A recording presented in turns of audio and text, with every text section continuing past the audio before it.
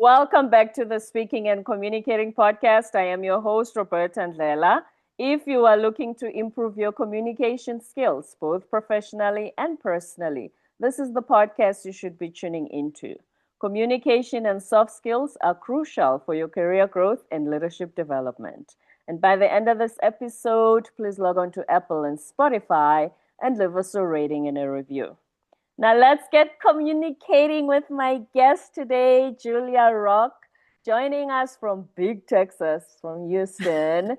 She's the founder of Rock Career Development, a keynote speaker who also has spoken on the TEDx stage. She is a leadership consultant and executive coach who's here to help us deal with burnout and many other workplace dynamics. And before I go any further, please help me welcome her to the show. Hi, Julia.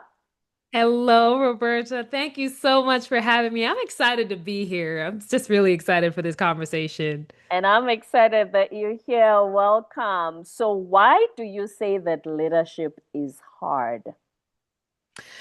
I think that, people have a misconception about what it means to be a leader. So a lot of people think that you can just step into leadership and, you have the title and the office and everything, and you get to be the boss. But leadership comes with a lot of challenges, and it requires you to put yourself on the back burner a little bit in favor of the people that are working for you, that you have to prioritize the people that work for you, which means you have to be a lot more unselfish than you would normally be as an individual contributor. And that's just hard for us to do. Leadership, it also requires a certain level of courage, right? When you're an individual contributor, you can always say, well, my boss can handle that. I'll leave it to my boss to handle. When you are the boss, you're the person who has to make the tough decisions, the tough calls, and sometimes the decisions you make are going to be unpopular. And do you have the courage to navigate that? And then the last thing I will say about why leadership is hard is that the type of growth that it requires in terms of who you are and your mindset, and it has to happen pretty rapidly, right? Because especially if you're a first time leader, you have to immediately shift your thinking as to how do I make things better for my team? How do I set the right vision for my team? How do I make sure that I'm developing in the way that I need to be the right example for them? And so that takes a lot of immediate growth. And so all of those things come with leadership. It's not just the paycheck and the title and the fancy office. Hmm. It's funny because reason number one and reason number three that you gave are almost tied together.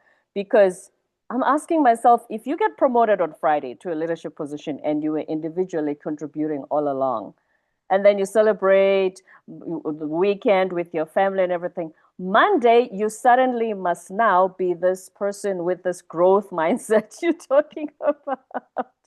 That shift, who helps leaders make that transition? So first, it starts with the leader that they are working for. It starts there because the leader that you're working for, especially if they see that you have the potential to step into a leadership position, they should be helping you with certain opportunities and helping to groom you, making sure that you're getting a certain level of visibility, so working on certain projects and helping you to hone those skills.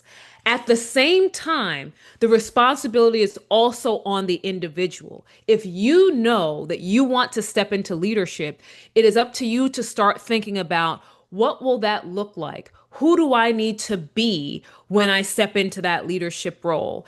And what skills do I now need to develop? Because if I've been a heavily technical person and then I'm going to step into a leadership role, that means that there's the soft skills they need to be developed. My communication, my presentation, empathy, all these things I need to spend more time on. And me as the individual, I have to think about what do I need to do to get there. And that's why coaches like myself and others exist so that individuals can go and get that help. Because if you're doing it on your own, you may be missing something. There may be blind spots you're not seeing. There's expertise that coaches and consultants can provide to help you look at yourself with a different lens so that by the time your leader says, "Hey, Roberta, I'm going to put you in this position," that you're not panicking. It's like, "Hey, I know it's going to be a learning curve, but I've already gotten started on this journey." And so it's not this on Friday I'm thinking one way and then on Monday I'm thinking another way. It's more so, "Hey, I've been working on this and I'm ready." Mm-hmm. And speaking of, if you've been working on it, one of the communication aspects of being promoted to a leadership position is one moment Julia and I are peers, we're on the same horizontal in the hierarchy, and the next thing you know, suddenly you report to me. So, how Yes. do I have that awkward conversation with you on the first day now that the dynamic has changed? So I think people make that conversation more awkward than it needs to be. Part of it is this is a work setting. Even though we're peers or maybe we have a relationship, we understand that this is a professional space and that our careers may not progress at the same pace.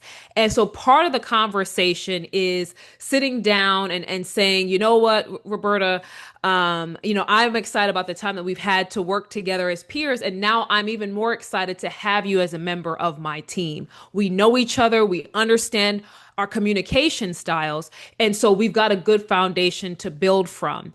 Obviously, the relationship is different now, but I want us to be able to pull on everything that we've had in our friendship.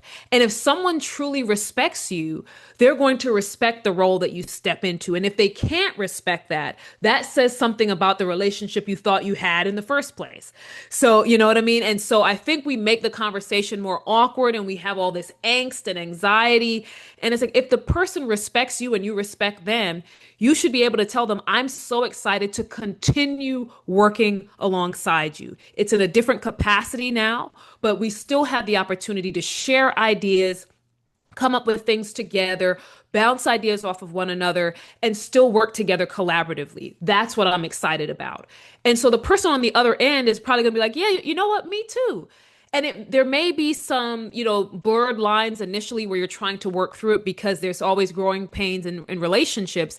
But I think when you have that conversation up front, you both know where you're trying to get to, and you're going to be respectful of each other's positions. Yes, I think the human side of us does make it more awkward than it should be. Yes. Because here's the thing, today it would be much easier to have that conversation. When I started my corporate job in the 90s, because today, like you said, you bounce off ideas of each other, you're more collaborative, versus you just knew your boss knew everything. There was no Google. So you just followed the Yeah. instructions. So that would have been a little bit more awkward than what we think it would be now. Yes, yes. And I think that that's such a good point is that if we look back some decades, right, the work culture was a lot more hierarchical. And for many of the larger organizations, it's still that way. I come from finance and I come from energy, and they still have a lot of hierarchy there. But I believe that over time, we've seen the flattening of organizations because people want to take out so many layers of management because it's expensive. And so what we find now is that you may not have those 7 levels of bosses anymore. You may only have two. And so there's not that much distance anymore from you and the most senior person in the organization. And so that's a different experience that then allows for probably a little bit more freedom in the communication, still respectful and professional, but you don't have this fear that you might have had in years past when it was like, "Oh, I've got to go to the boss's boss about something," right? And so I think the shift in work culture has helped a lot. And here's one thing I'll also say. I think the pandemic also helped with that because you saw that no matter what position you had, everyone is struggling. Everyone has lost someone, everyone's had to adapt in some way. And so I think to a certain extent, it's humanized a lot of leaders and humanized all of us to realize that we are more than our work. We're more than just the task we deliver, that we have things that are going on outside and life gets hard for us. And so when we see the humanity in other people, it makes it easier to approach them and connect with them and have conversations, even in a work setting, versus, when, back in the day where you were just seeing that person on a pedestal, you weren't really seeing the humanity of them. I think it's a little bit different now. Hmm. I'm glad you brought that last point about the pandemic making us more human. How do you, in your coaching business, how do you help leaders become more human? And I'm wondering if, sorry, Juliet, and I'm wondering if when you coach your clients, have you had any that say, you know what, I thought the perks were great, but oh, I'm not a people person. Now I realize. Yes, yes. So a lot. I've had more than you would think of leaders who have said, "This is not what I wanted." Where do I return this job to sender, right? So I've had those conversations. And, there's some people that either opt to maybe go and start a consulting practice or think about another career move a couple of years out that they finish out their leadership and try to get into more of a senior advisory role. There's some people who realize that leadership is not for them.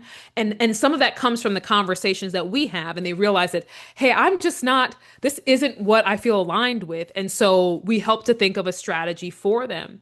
But when it comes to humanizing leaders, the way that I help them go through that process is for them to, I call it the time machine, where they go take themselves back to when they were an analyst or a specialist, a frontline employee. I'm like, let's step into the time machine and remember what it was like when you were in those seats. What were you looking for from your leaders? How did you want to be treated? How did you want to be seen?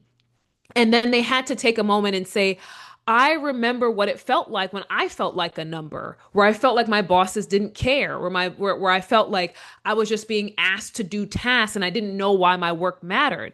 It's a deep reflection point for them. And then they realize that, hey, I don't want to feel that way. And I don't want my people on my team to feel that way because they are human. I do see them.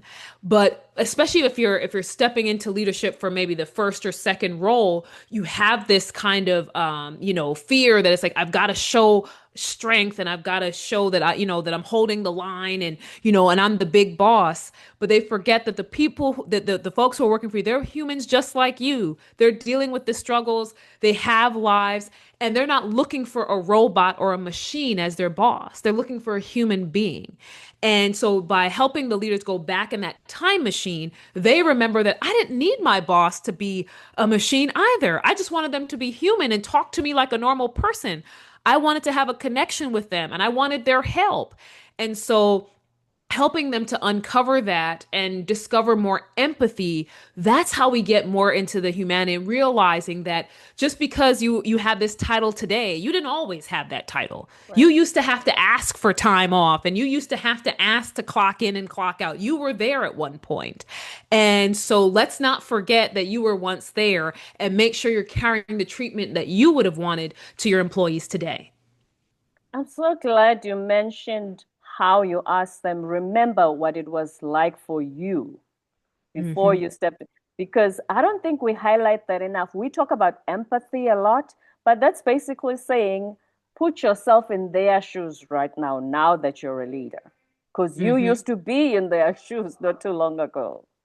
That's right. That's right. Mm, And I think that that's the thing, because it also takes some pressure off of them, because they also look themselves in the mirror and realize I'm not that much different. Yes, I have more years of experience and so forth, but I'm not that much different. I'm not somehow above them. I'm not a god above them.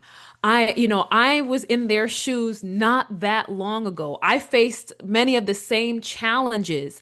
And what that also helps them to do is energize them to make changes in their organization. Because I always challenge them. I say, if you have an analyst who's coming into the same organization that you started in, say, 20 years ago, and they're still doing the same thing that you were doing, and they're still having the same struggles that you were having, what does that say about the leadership in the organization?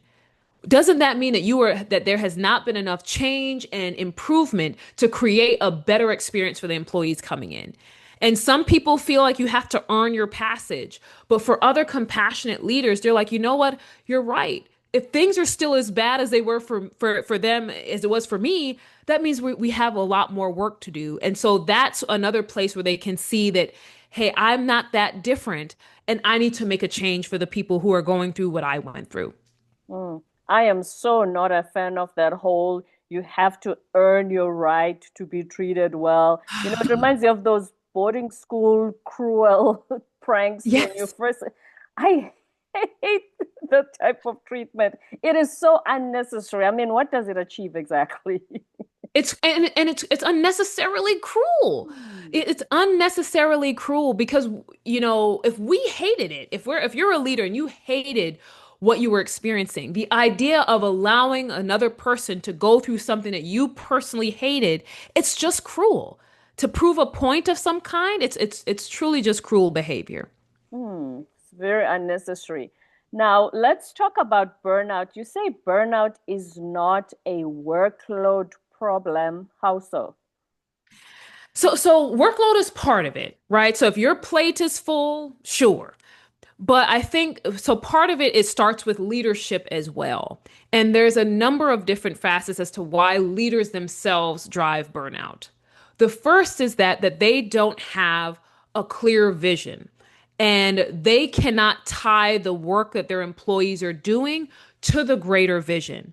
And so the employees are showing up every day, making the widgets, as they call it, but they don't really know why their work matters. They don't know where it's going. And so they don't feel a sense of purpose because their boss has not been able to show them, hey, this is why what you do solves a problem in the world. This is how it serves our strategy. The Hmm. second piece is many leaders, they forget that they're the ones who are responsible for the type of work their people are doing.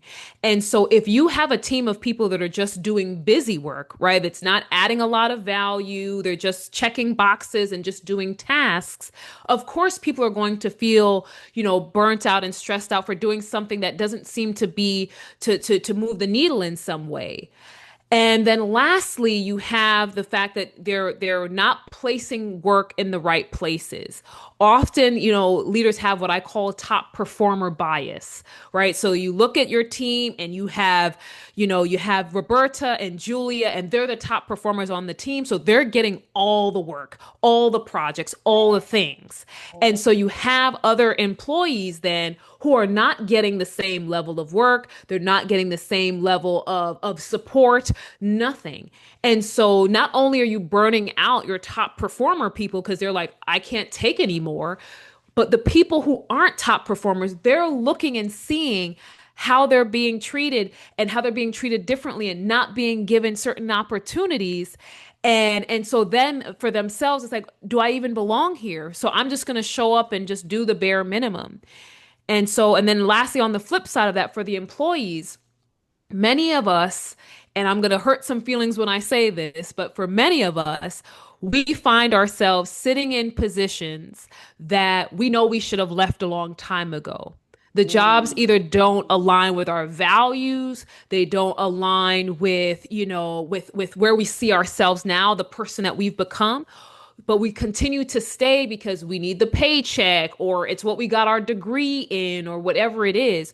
We rationalize why we stay there, but day after day we go and we feel drained, we feel disconnected, we don't have energy.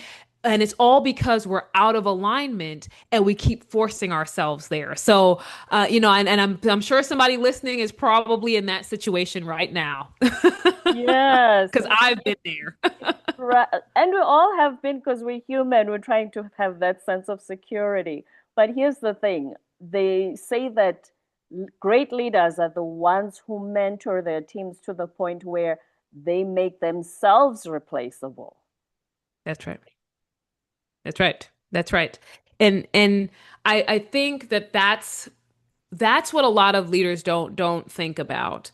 They forget that their role is not about self-preservation and self-development. Their role is for the development of the people who work for them. You should be able to develop a team of people to run past you in their career. That you're pouring into them, you're coaching them, you're mentoring them, and so that you yourself are probably out of a job, right? That the team can run so well without you, and then as they get to ascend in their career, you're like a proud parent. I mean, when I saw team members on my team getting new projects even after I was no longer their boss, I was cheering for them and just so excited to see their success. But often the manager role, I won't say leader here, the manager role, people feel as if I want this success to myself, that this is about me and my and me wanting to get ahead and me hitting my career goals and aspirations and getting the big paycheck and the nice new car and the bonus, the stock bonus or whatever. Forgetting that leadership is it's a service. You are serving the people who work for you. Yes, you're getting paid, and they need to do their jobs and do them well, but your role is to serve the people who work for you, and they come first, not you. It makes me wonder how challenging it is for that type of leader to delegate, because sometimes you find that they don't have this trust on their team. They think, oh, I do. Whenever I do this, I do it so much better.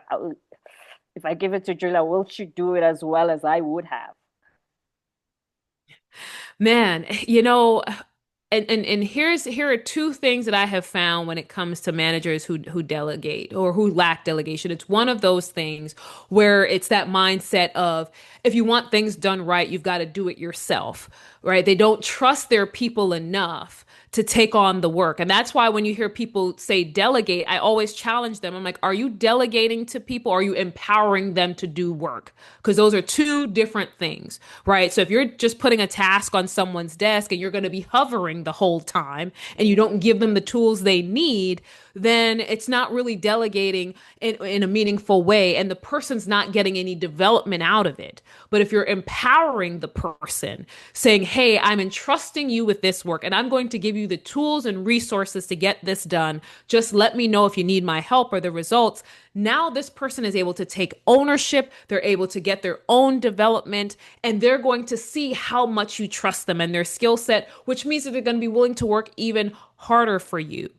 But a lot of leaders, they feel that they have to hover. And it's like, well, if you don't trust your people to do the work, why'd you hire them? And but here's the thing that we don't talk enough about. Mm. There are managers who they trust their people, but they don't trust themselves. So they don't have enough understanding about whatever the topic or the subject matter is. And so they want to be in the mix of everything. They want to hover over everything because they themselves don't trust the skills that they have. They don't trust the knowledge they have about the topic. And so they want all the explanations. They want to see all the files. They want to see all the work you're doing because they don't trust their own skills. Unfortunately, I've had a couple of managers with that where I'm like, I realized I'm like, wait, so I don't think it's that they don't trust me. I think it's that they don't trust themselves with this, which is unfortunate. But we don't talk enough about that because no manager is going to say, I don't trust myself enough. They're going to say, no, I just want to make sure the team is doing it right. But it's like the team is equipped. They know their stuff. It's you who's coming in without the knowledge, who probably needs more support and more understanding. But you're able to hide behind the title of leader. And so you can always just say, I just wanted to see what the team was doing. And that way you never have to confront the fact that you yourself don't feel equipped. You know why we don't talk about that enough? Because we automatically assume that if you've been promoted, there's this subconscious confidence you should have that, oh, you know what? The organization recognized my talent, my skill, my contribution. So obviously I know what I'm doing. So we always assume that you already have the confidence. I don't think many of us would question that you wouldn't Right. trust yourself. That's why I Right. think, yeah. That's right. That's right. Hmm. Now, when you talk about the fact that people are disengaged, so some of the Mhm. examples we've already spoken about, which is if your team, you just give them tasks, but you don't empower them, what are some other reasons that your team may be disengaged? So there's several reasons why your team may be disengaged. Part of it is if they don't feel like you have their back. And, because if they're showing up and because you're asking them to come to work and give their best every day. And unfortunately, you don't see or they don't feel like you are doing the same for them. So for example, I talk about pass along syndrome. And pass along syndrome is something that leaders struggle with, where they may get a request from someone more senior from them, a board member, whatever it might be. They get a request that to have their team do some work or pull some information together, whatever it might be. And instead of the leader asking the question, why do we need this work? What is it for? What question does it answer? Instead of doing that vetting on their team's behalf before sending work over, they're just handing it off. And the team's already stretched thin, they're busy, and they're like, well, why do we need this? What are we doing this for? We already have other priorities. And so they don't feel like that you have their back. Another reason why they may be disengaged is because they simply don't trust you. Because perhaps you have shown them that they can't trust you, whether it's that they've been blindsided by information, you've changed your mind about something you've committed to without giving them any sort of rationale. And so they may feel that, okay, I can't trust this person, so I will do my job because I know I need a paycheck. But other than that, they're not going to get anything additional out of me because, me investing too much has burned me before, because it's clear that the leadership is only out for themselves and I can't trust them. Mm. And another reason why, employees may begin to feel disengaged is that they don't feel like they themselves can achieve their career goals in the organization, that they're not getting any sort of development or conversations about their career plans or development plans. And so it's like, okay, I'm showing up, but there's no conversation of promotion. There's no conversation about my next opportunity. And so it doesn't really seem like my boss is invested in me and my growth. And so why am I going to come here and overperform and give them everything when they don't even really care about whether or not I grow here? And so again, I will do what I need to do to keep my paycheck. But in terms of giving more above and beyond, they're not going to. And so there's several reasons, but I wanted to just share a few of those. Mm. No giving extra miles if they're not interested in my career goals.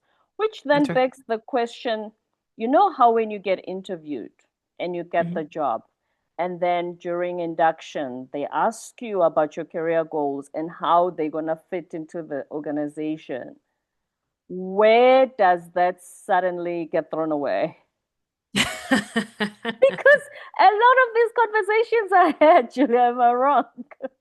Yes, yes. I mean, it's so funny because when you're coming into the organization, everybody wants to put their best foot forward, right? So we're going to value you, Roberta. Just let us know where you want to be, and we're going to support you on the journey to where you want to get to. But then you get into the role now, and the organization and your leader, they begin to just think about what the organization needs. So it's like, okay, well, we need Roberta to stay in this seat because this is what's happening on the team, this is what's happening in the company, whatever. And so they never quite get back to, well, what does Roberta need as well? So they only think about that when they're bringing you in because they know that that's a selling point, and they know that it's the right thing to do. But once you get in, these leaders, some of them are also overwhelmed in their own jobs, and they're just thinking about, how do we just keep this machine moving? But also, I think overall, many of these organizations and leaders, they just think about, what does the organization need? How do we make more money? How do we get more revenue? How do we do whatever our thing is, sell more product? So they're thinking about what the organization needs, and they forget that the people that they have are their greatest asset. And as a result, it's required for them to invest the time and energy to make sure that these folks are happy. When you look at the research, it shows that many employees, they don't feel as if their organization cares about their career development. Gallup has done some studies and some other platforms, and so employees kind of worldwide, they don't feel like their bosses care about their development, and so that's really saying something. But again, it's that they have lost sight of the employees are part of this equation too. It's the organization, what they need, but it's also what the employees need that makes sure that things work well together. Hmm. Yeah, sometimes I think just the overwhelm of the work and everything that Yeah. needs to be accomplished, nobody thinks about, hey, let's go get her HR file and see what she said when she was hired to see if But it's still on track. Yeah, but let me chime in here for the employees who are listening. right. This is where you have to take career ownership because your boss may be overwhelmed. So it is up to you. If you have not had one-on-ones with your boss, it's for you to get them on the calendar. It's for you to help develop the agenda to make sure that you save time on the agenda to talk about your career development and your career goals. You are the CEO of your career, you're in the driver's seat. So if they're not supporting you, if they're not asking you the questions, they're not talking about your development, it's up to you to bring up that conversation as much as possible. And then if they're truly not going to develop you, then you have to make a different decision. But in the meantime, it's up to you to say, hey, I'd like for us to meet, once a month, for our one-on-ones. If you don't have those in place, and if you do have them in place, hey, I'd like to add some time for this week's agenda to talk a little bit about my career goals. It's up to you to have that conversation if they're not going to have it with you. You are the CEO of your career. That's Now, right. there is something that you say leadership needs to stop doing. What is that? Well, there's several things that leaders need to stop doing. One of the things that they need to stop doing is trying to solve systemic problems with band-aids. I always say you can't treat a gunshot with a band-aid. Right. And oftentimes in an organization, leaders are in the especially the executives and so forth, they're trying to treat, systemic problems with their employees with band-aid. So they'll look at the employee survey and the employees say, hey, we're looking for new opportunities. We're not satisfied. And what they think that means is let's give them more pizza parties. Let's do more team building. Let's give them the afternoon off once a quarter. And they think that that's solving the problem instead of saying, clearly there's something wrong here. We need to invest more time to get more insights. And so taking the time to dig deeper and understand what your employees actually want from you instead of just going with what you think they want. Because if you ask them, they'll tell you. So Yeah. that's the first thing. The second thing they need to stop doing is that when they do get any kind of feedback, letting it go by the wayside. Oftentimes, when companies ask employees for feedback or they do a survey, all the data is collected. They have some sort of pretty PDF or email about what the results are, and we never hear anything about it again. And so the employees are like, wait, I thought we provided feedback on this. We're still doing this? And and the thing is, your employees don't expect you to say yes to everything. They just want an answer. Right? They don't need the yes. They just need an answer of any kind. Even if you say, hey, we've taken this under consideration, it's not something we can do right now. Or, hey, this is something we're thinking about, but it's probably 2 to 3 years out. Your employees can take that because at least they feel like, hey, you listened to us, you thought about it, you evaluated the resources, and it may not be something we can do right now. And so so the big thing is if you are going to take the time to get feedback, that you at least circle back with your employees to say, hey, we can do this or we can't, and here's why. And then the last thing I will say that I wish leaders would stop doing would be to hiding decisions. So often what you see in organizations, whether it's layoffs or restructuring or new project implementations, one day they're not there and then the next day they're there. And it's like, well, when were we given any time to prep, or we weren't given any communication in advance? It's just like you guys have made this decision and we're just finding out at the last minute. And your employees understand that tough decisions have to be made sometimes. Your employees understand that things change, but what they can't accept is you blindsiding them and not involving them in the process. Even if you make the decision, it's also about just letting them know, hey, this is something we're considering, or hey, this is the decision that we've made. We're not going to implement it until here. but we wanted to give you the heads up so that you can start to make whatever plans. So employees want to be treated like adults. They don't need you to hold their and guide their feelings and hide, and try to, spare their feelings or anything. They're adults. They want you to treat them that way. So share with them as you're making decisions so that they have enough information to make decisions for their own careers. Moral of the story, communicate. Yes. That's what this show is about. Everything boils down to communication. That's right. Julia, anything that I haven't asked you today you were hoping to share with our audience, especially those who are leaders? So I wouldn't say that you haven't asked. It's just that I want to reinforce the idea that for leaders, it's important for you to determine what kind of leader you want to be. How do you want to be remembered? What do you want your legacy to be? Do you want to be the leader that doesn't trust their people, that doesn't communicate, that doesn't show empathy, that doesn't care about their people? Or do you want to be the leader that sets the standard, that develops and sets the right example that people want to be and be around? You have the opportunity to make that decision, but you've got to think about what kind of leader you want to be. Hmm. Words of wisdom from Julia Rock, the founder of Rock Career Development, keynote speaker, TEDx speaker, and leadership consultant. Julia, this has been such a pleasure, and you've taught us so much. Thank you very much for being on our show today. Thank you so much, Roberta. I was so excited to be here. Thank you for the opportunity. My absolute pleasure. And before you go, please tell us where our listeners can reach you. Absolutely. So LinkedIn is my favorite platform. So my name is Julia Dash Rock. If you put that in the URL, my profile will come up. And I'm at the Julia Rock on all the other social media platforms, on Threads, on Instagram. You'll be able to find me at the Julia Rock, or you can visit my website, rockcareer.com. Rockcareer.com, the Julia Rock, and Julia Dash Rock on LinkedIn. We were able to rock this joint. Thank you very much, Julia Rock. Don't forget to subscribe, leave a rating and a review on Apple and Spotify, and stay tuned for more episodes to come.